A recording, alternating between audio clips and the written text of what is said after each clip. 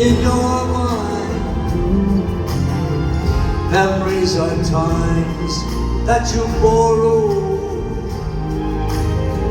to spend when you get to tomorrow.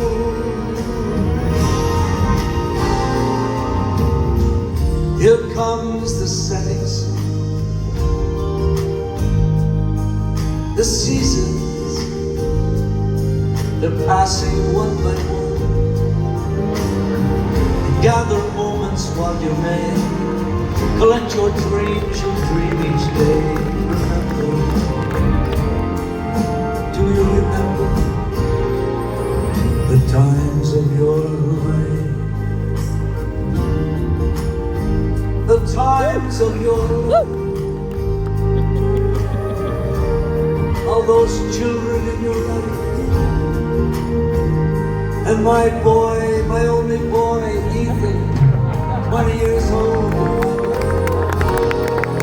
The times of your life.